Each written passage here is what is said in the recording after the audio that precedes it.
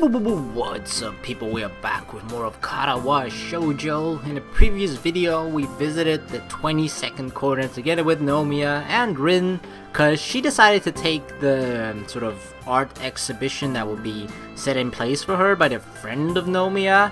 And yeah, it seems like the woman actually gave Rin a chance, but Rin had to work hard, paint a lot more different paintings to have all of her paintings have some sort of feel of cohesion, you know? Because when you visit an art exhibition, which I've never have, by the way, but I've seen it in TV and blah blah, that sort of stuff, there usually is a theme between all of the drawings, like, I don't know, like, in Rin's it would probably have something to do with abstract, but that's just her style of painting, not necessarily a theme or anything, but let's say a theme of like, I don't know, nature. Nature could be a nice theme, like you just have all these paintings of different places in nature and whatnot, different sides of nature and that sort of stuff. So she was told to sort of need to work on that and work hard to create more paintings. And yeah, throughout that we sort of felt, or at least I felt that, I don't know, Nomiya and the other woman, Sei, or whatever her full name was, sort of like are like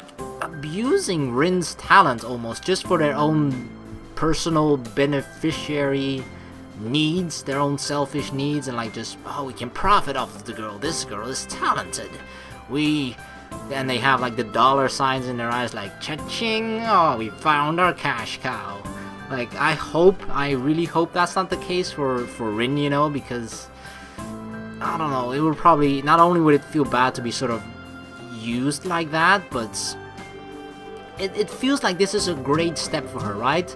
And if she were to sort of, if she takes this step and it turns out to be the quote-unquote wrong decision or something, she's probably going to regret that for a long time, if not the rest of her life, and take that really hard on herself, and it might even halt her from any further personal progress as well, because she feels like, oh, I tried it once, it didn't work out, so why should I try anything along those lines right now or ever again? So yeah, anyway, let us just continue with the Rin route, because oh, Rin, we're here for you, we're going to support her as a friend, of course. So I mean, that's all they are right now. They're just pretty good friends. Nothing is official yet, but it might get there eventually. Rin applies for, and thanks to Nomiya pressuring the principal, I'm sure, is granted leave for the rest of the term for exceptional extracurricular activities. She has to make up for it during the summer vacation, but it seems she doesn't mind. Rin will be able to eat and sleep at school, of course. She doesn't have to go to classes. Oh, she just doesn't have to go to classes. I'm not entirely sure if I envy her or not. It all makes me feel anxious somehow. It's the last day of school for Rin. I feel like I should send her off with a word of encouragement, or at least say something. It was sort of due to my influence that she decided to dive headfirst into this after all. Wow. Hisao is trying to take credit for it? I mean, I mentioned it in a previous video, I think, that Hideaki probably didn't, Hisao, what the fuck, that Hisao probably didn't influence Rin's decision that much, but there might be a small influence from his side, but I don't think he's supposed to take credit for, like, yeah, she is doing this because of me, I told her to do this, so that's why she's doing it. No, that's not at all the case, Hisao. I don't think so, at least. I might be wrong. But it just sort of felt like it came from her own end. Like she was just like, yeah, I've been thinking about this for a long time, and I finally decided to do it. My class ends a good 20 minutes earlier, so I walk down to the lobby and buy a can of juice. Then I sit down on the bench and wait for Rin. I pull out a novel from my bag and search for the place where I was. Time stretches comfortably over the warm afternoon while I idly sip my orange juice and read a few chapters of the book. The plot doesn't seem to advance at all, but it's all the same for me. A bell rings to end the school day, and students shuffle to club meetings or outside. Nobody notices me, sitting on the bench with my nose in the novel. I keep watching for Rin, but I don't see her familiar face or the red-tinted hair passing by. I check my watch 20 minutes past the end of class, when the lobby has all but emptied of people again. Even Rin should have already managed to get out of class, but I either missed her walking by, or she never came downstairs. Perhaps she went to the art club room for some last-minute things instead, or got held back by her strict homeroom teacher. I haven't really waited that long, but having grown tired of it already, I decided to go find her myself.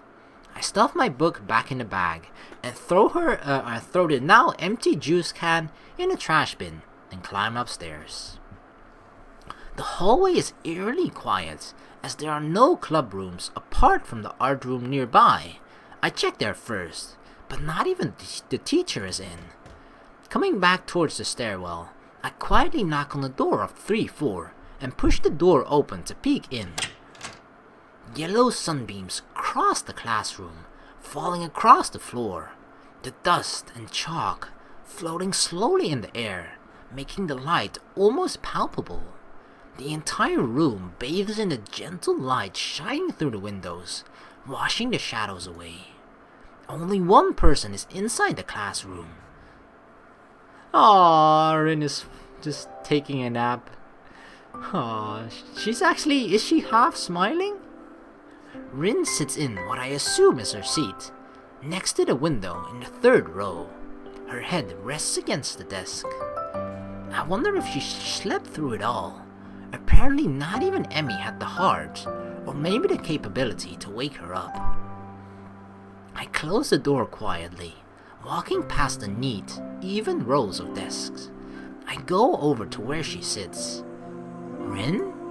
My mouth is suddenly so dry that the word comes out as a tiny whisper. She doesn't answer, so I set my bag down on the floor next to hers and lean over her to look at her face. Rin's eyes are peacefully closed, the long eyelashes projecting thin shadows onto her cheeks. Her mouth is slightly open, letting me hear the quiet sound of her breathing. Her usual messy hair is even more so today, lying in complete disarray over half of her face and forehead. Her bag is lying at her feet like a forgotten rag doll. A few books and pens have fallen out of it near her seat. The scene makes me smile a little. I touch Rin's head lightly, sweeping a few stray hairs off her ear. Her hair feels warm against my palm. Rin stirs, and I retract my hand on reflex, feeling embarrassed for touching her so casually. She looks so vulnerable, like any sleeping person. It's impossible not to feel fondness towards her. I sit on the desktop of whoever is in front of Rin, then draw the window slightly open to get some fresh air in. Hopefully it'll wake her up, and I won't need to resort to cruder methods. She doesn't wake up, but I didn't really expect her to. Look at her hair, wafting in the wind. Looking at her makes me feel tired as well. To be honest, I wouldn't mind a quick nap either, but I content myself with leaning against the large window. The glass is warm against my ear and cheek, as these windows face west, towards the setting afternoon sun. The afternoon light is slowly melting into Rin's auburn hair, softening her outline so that she seems to be fading into her surroundings. The minute twitches on her muscles, her hair swaying in the air current, the even rhythm of her breathing. It all gives a strong impression of a dreaming girl. Like all sleeping people, Rin looks like she is away from this world, in some distant dream country. With her, it doesn't feel so obvious that she would ever come back. She seems so detached from her surroundings, even when she's awake. In fact, she has the same kind of air around her when the realization hits my consciousness without warning. Rin sometimes looks like that when she is painting. Her focused expression gives the same feeling of being on the other side of some imaginary gap as looking at her sleeping face does. I feel a pain in my chest. There's no way I can close that gap to be on the same level with her. It hurts. even though I know that it's impossible for any two people to truly understand each other. With Rin, she's like almost literally in another world when she's talking about art, thinking about art, or making art. It's a world that I, or anyone else really, can't share with her, just like the world of dreams. Rin still doesn't show any signs of waking up, so I'm faced with a decision to either rouse her myself or wait for her to awaken on her own. I chose the latter. Waiting is something I'm good at.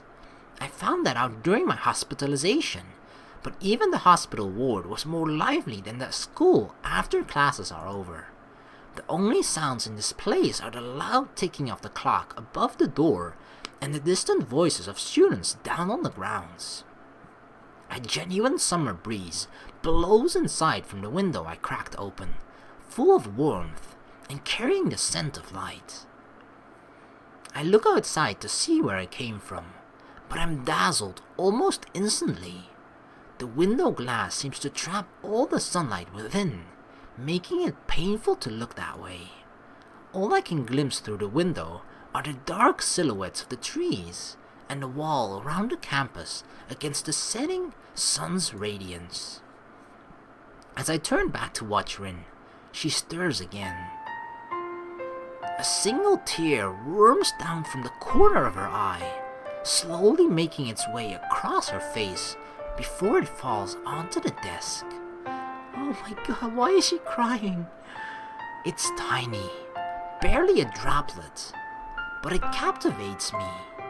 Another tear follows the first, and then a third. A feeling of anxiety overcomes me, petrifying me on the spot.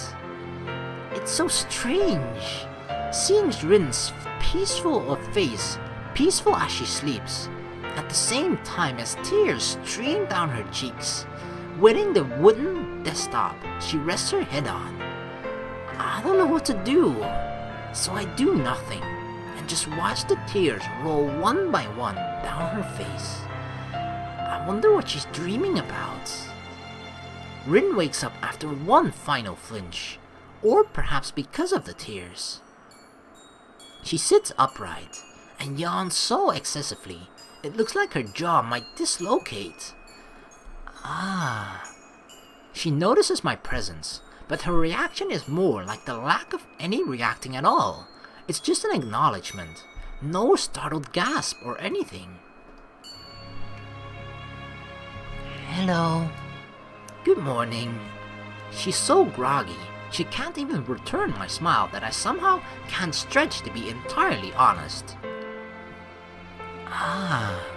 Rin notices her wet cheeks and quickly wipes them on the shoulders of her shirt. It seems she isn't at all surprised or flustered by them. You cried in your sleep. A bad dream? No, it's nothing like that. It's something I've learned to do from other people. It's a funny story. I'll tell you later. On second thought, not really that funny at all. I guess I won't tell you. Did you want something? Or did you just come watch me sleep? Oh my god, does she still think we're a creep that likes to watch girls sleep? I wanted to see you after classes. Oh? Well, it's after classes now, and I'm seeing you right here. Yeah, I just wanted to say good luck or something. I figure the upcoming weeks are going to be a lot of work for you. Thanks. Rin yawns again and blinks a few times. I feel weird. Didn't really sleep much last night at all. Butterflies in your stomach? What? No, I mean yes. I know what that means. Butterflies. Don't really feel so good now. It'll be fine. You are so confident. Someday, it will bite you in your ear. I'll look forward to it. I think I have to go. I promised Mrs. Sayonji that I'd go there straight after school. And now is after school. Is it okay if I come by sometime? I'm guessing you're planning to work long hours, so if you'd prefer to avoid distractions... It's okay. It's not a distraction. Not like Emmy. Don't bring her with you though. I wouldn't like that this time.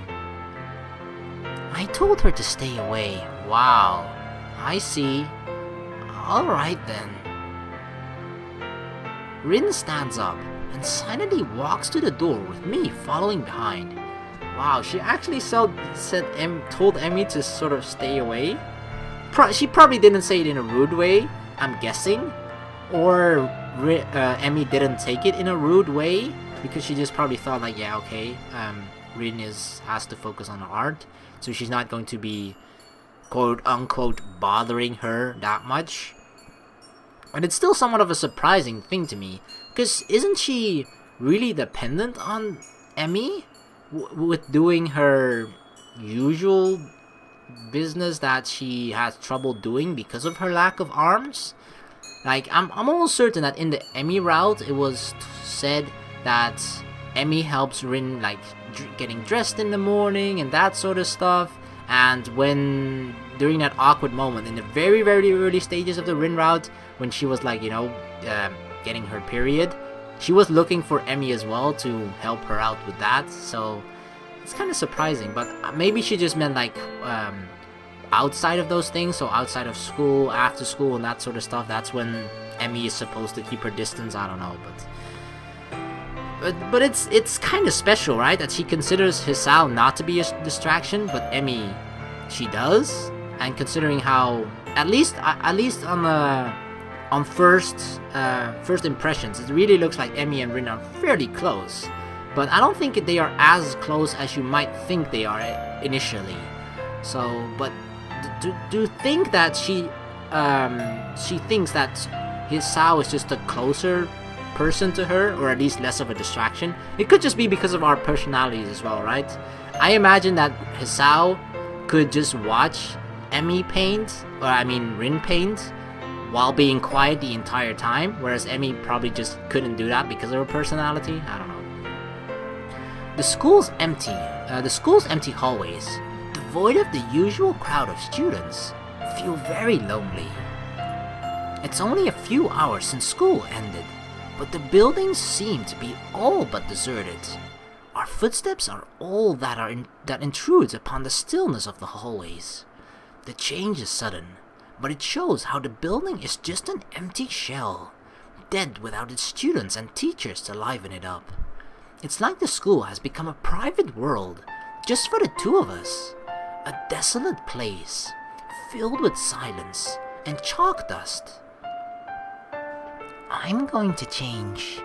She says this out of the blue while we walk down the stairs from the 3rd floor, and it makes me wonder how she views this challenge that lies ahead of her.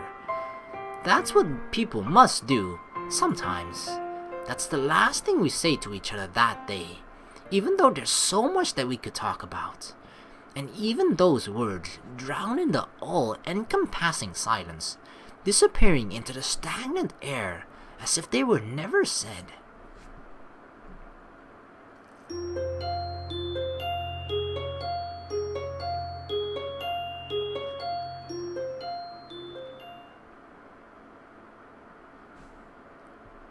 The sad thing about this, right, is that this is a great opportunity for Rin. She's really working hard at it, but I almost feel like it's sort of driving Hisao and Rin even further apart, you know? Because I imagine that during normal days before this, they would see each other like on a daily basis, right? Hisao and Rin. But now that Rin is so busy with this, I imagine how many times Hisao is actually able to see Rin and actually spend any time with her, you know? So yeah, but it's understandable, like, if she wants to pursue this, so that definitely takes priority, I imagine. The next Monday is marked by a strange emptiness that grips me, caused by the knowledge that I won't be able to see Rin whenever I want to anymore.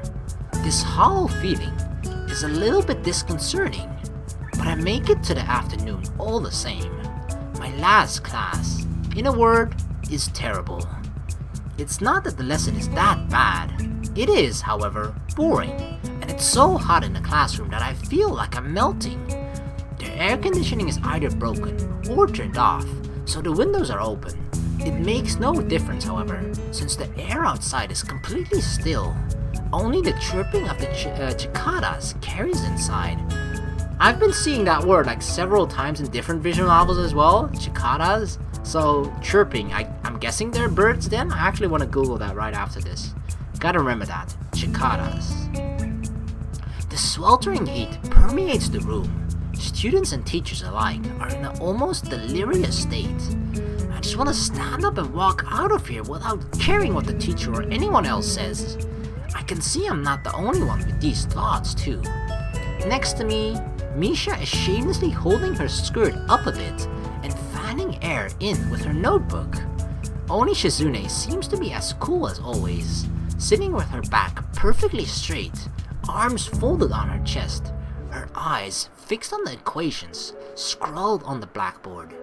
I keep shooting yearning glances at my watch, but it doesn't help the time go by any faster. It's funny. I remember how badly I wanted to get out of the hospital and go back to school. Now all I can think of is the upcoming summer vacation and the freedom from classes and homework. Perhaps it's human nature to think only of the situation at hand. Finally, the bell rings. Relieved, my classmates and I burst out into the hallway, already crowded by students from our neighboring classes. I spot Emi's diminutive figure nearby and walk up to her. Hey there. She smiles sweetly, clearly happy to see me. Hisao! What's up? Is your classroom super hot too? Yeah, it is. I thought I was going to melt in there. Nothing else is really happening though. Feeling a bit weird now that Rin's on her great adventure, or whatever you want to call it. Emi's face cracks in a wider smile, and she jumps up and down enthusiastically. Isn't it great? I'm so happy for her. I bet everyone will like her paintings, and she'll sell a lot of them and make piles of money. Yeah, I'm sure it'll work out great. I'm totally sulking at her though. She huffs angrily and places her hand firmly on her hips, even letting a little anger seep into her voice. It doesn't quite have the impact she's probably hoping for, but I say nothing. Why is that? She said she doesn't want me to go see her. Oh yeah, she mentioned that. I guess she prefers not to be distracted. I can understand that. I don't think I'm that much of a distraction.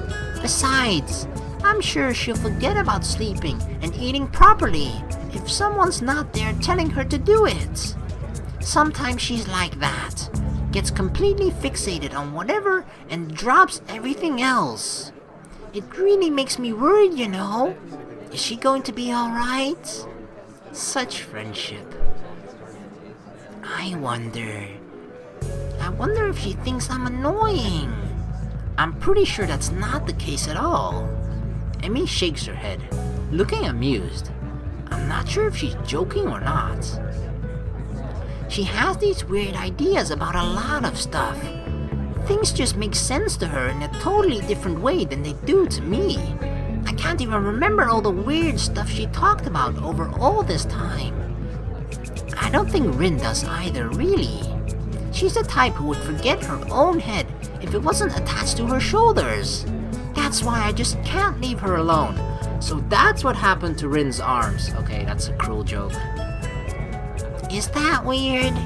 She leans against the wall, managing to look distraught, yet still cheerful as always. I get a strange feeling about it, as though I were talking to two people at the same time. How would I know? Everyone's weird in some way, but if that's yours, it's a very nice way. At least I can understand what you're talking about, unlike Rin. Most of the time, I have no idea about what's going on inside her head either. Emi giggles, nodding in agreement. I think it's okay, even if you don't understand her. That's how she usually is. Emi stands up straighter, brushing the hem of her skirt and straightening the waistline. She laughs awkwardly. Wow, we ended up talking pretty seriously. What's up with you, Hisao? Why'd you bring this up? Oh, sorry. I didn't really mean to get into this sort of discussion either. I don't know. I've had this weird feeling lately about Rin. I don't know why.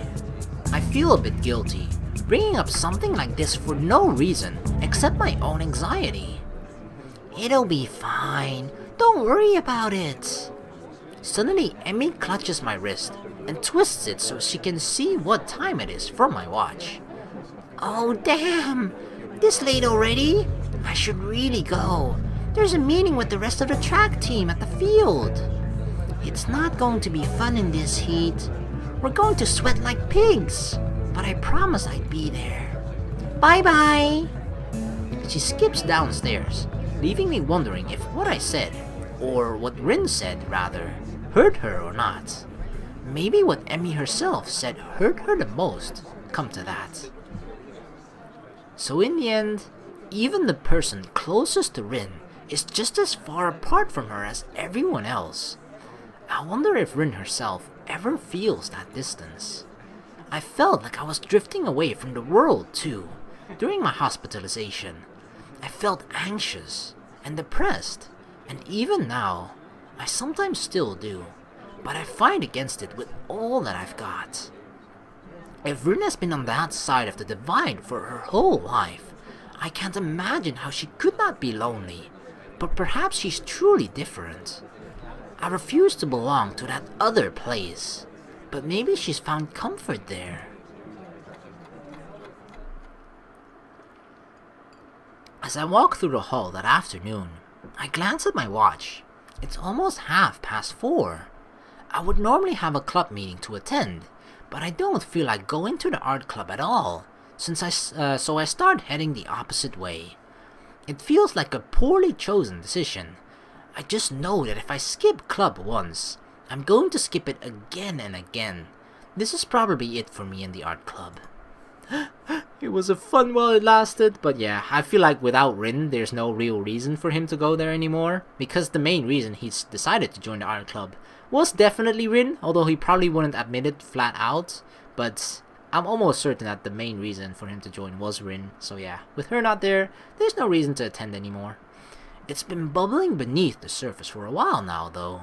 I guess I'll formally quit later. I keep watching the bland linoleum floor while I walk without a direction. This leads me, perhaps unconsciously, to the school library. Oh yeah. I feel like this is a part of Hisao, like of the real Hisao, that always sort of comes back to him in probably every route that's going to happen, I think. Because he's still sort of struggling for both an identity and just, you know, dealing with the changes in his recent life because of both moving to the school, having to dealing with his sickness, and this was like the big part that helped him through that lonely period in the hospital, right? It was always books that brought him comfort. So whenever he feels like, I think, if he feels like there's nothing in particular that he wants to do that's anything special, he just automatically goes back to this, reverts to this part of him that just enjoys the comfort of books and reading and everything. So yeah, the usual place would then be the library. It's almost empty and completely quiet. A few studious first years are sitting at the tables, joining efforts to get homework done before dinner time. Yuko is hard at work today too. She's methodically going through a towering stack of books sitting on her desk, checking them one by one, and then placing them onto the cart beside her. I greet her as I stop by. Good afternoon. I haven't seen you here for a while. Did you read all the books already? She seems to be in a good mood. Haha, I don't think so. I joined the art club, so I've been passing the time there instead of working my way through your collection. I think I'm going to quit though, so I guess you'll be seeing more of me again from now on. You didn't like the club? Honestly, I don't know. I don't have much of a talent for art, but I didn't hate doing it either. I guess it just feels a bit pointless. I can't really see any purpose in going. The art teacher scares me a little. Really? He seems like a really nice guy. Maybe a bit over the top sometimes. Yuko makes a face I can't read, but doesn't say anything further. How are you doing? Okay, that's a bit suspicious. That even someone like Yuko has sort of, bad thoughts about the art teacher. Something good happened to me today. I didn't flunk my university course. Well, that's great, isn't it? Yes. Without the credit, I might have been kicked out, and then I'd have had a lot of explaining to do to my family. I'm really lucky. I think I'm going to buy pudding today to celebrate. Oh yeah, pudding. Being a university student sounds hard. I'm surprised you're working 2 jobs while still attending. Like, how does she find the time? Does she not sleep at all? Dang. My part-time work really makes it hard to keep up with my studies. And I get yelled at by my student counselor. And then if I stay up late studying, I get sleepy at work. And my boss yells at me. Oh my god, what a vicious cycle. Regardless of what she does, she gets yelled at by someone. But if I quit my jobs, I'll starve. It's like I just can't win. I wonder why it's like that. I don't really know what to say. Yui isn't really complaining to get empathy out of a guy a lot younger than her. She's basically just talking about the facts of her everyday life. It makes me feel even more pity for her, somehow. Wow, must be hard for you. I don't know. It's been like this for so long that I've forgotten what it's like to live a normal life. Or maybe this already is a normal life for my age. Is this normal? Is it right? It must be. Why is being normal so depressing? I couldn't say. Not like being abnormal's much different though. Oh, I didn't mean it like that. Sorry. I just got carried away. It's fine. It was a joke. Sort of. Anyway, you seem to be doing just fine now. Yes. When I feel really down, I take a step back and make a cup of tea. And then I've drunk the tea. I give my mood a kick in the butt and like wham! And then I tell myself, now you are going to do this thing, Yuko. And then I go and get it done. Oh yeah, that's Yuko's pep talk to herself. Wham! That's why I'm working so hard now. She clenches her fist dramatically at the high point of her spirited explanation. It's a bit unclear what she actually means, but it's nice that she is so motivated. Leaving Yuko alone with her work, I head to the back of the library where the novels are. I briefly consider reading something non-fiction for a change, maybe a biography perhaps, but in the end, I decide against it. My fingers trace the spines along the rows upon rows of novels. They occasionally pull out the random book so I can read the back, and maybe sample the first 2 or 3 pages. Nothing really catches my interest, so I end up picking up a book I'd already read back in March or so at the hospital. I recall liking it. I sit down on one of the beanbag chairs, and quickly get sucked into the book, turning pages at a rapid pace. I'm probably not the fastest reader around, but pretty fast all the same.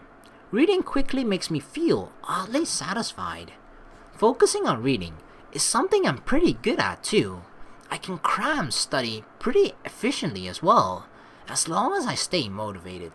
It's the secret of my good grades, though I'm pretty diligent in class too. That's what Rin and I have in common. She can really focus on painting if she wants to. I wonder what she's doing right now. Probably working hard. Painting. This distance that suddenly grew between us irritates me.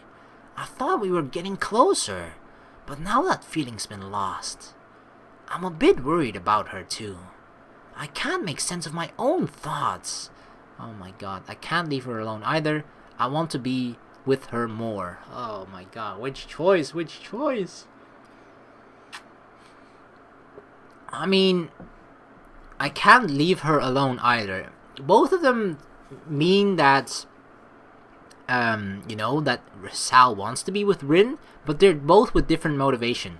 The first one is I want to be with her. It's like sort of, he really has this urging feeling of being with her, but I can't leave her alone either. It's more of, sort of more like, like, it's not of him, his own feelings pushing or urging him to be with Rin, but sort of more like, I guess more concerned thoughts, like, oh, Rin can't be alone, or she needs someone to be with her, might as well be me. So it's sort of more, less urging, the bottom choice. So I think I'm gonna go with the top one because, you know, I ship the Rin and Hisao couple, even though it's probably a really strange one, but nevertheless, I feel like there's something there. As strange and as awkward and out of this world it may be, there is something there. So I want to be with her more. Without Rin, I don't really have anyone else at school that I actually talk to. Not like we actually talk very much anyway, but at least we hang out. I really don't want to lose that. If I want to keep what I have with Rin going, I have to get involved with making this exhibition happen, right at her side. I realize I've been sitting on the same page for a while now. I turn my gaze back to the book I'm reading. The jungle of glyphs somehow turned into a near incomprehensible cipher. I stare hard at it, expecting the text to start making sense to me. No pattern emerges. Nothing that could take me any further than I am. Dazed, I close the book, put it back on the shelf, and then sit back down and think honestly and hard about what I really want. Come on, Hisao, we all know what you want. I actually like that idea that he sort of has to actively help her with the exhibition, you know? I really like that. That because then he both gets to be with Rin. He both still is around art, although he hasn't really, he mentioned it specifically that he doesn't really like art that much, or he doesn't have, like, you know, special feelings for it, as strange as that may sound for art, you know, but I still think that he has this sort of creative side to him, or he needs some sort of creative outlet. Like, in the Emmy route, he had running for that.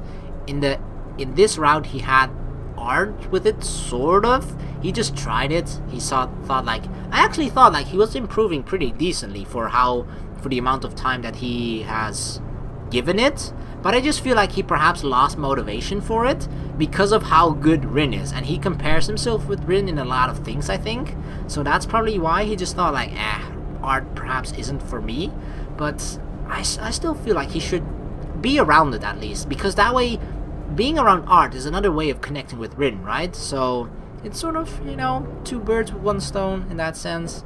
So yeah, I really like that idea if he's gonna go with that, but he's probably going to be visiting Rin fairly soon, if not right now, seeing as he's in the bus. But yeah, we'll find out in the next video. So thank you guys so very much for watching. Please like and subscribe for more, and I will see all of you in the next video. Peace.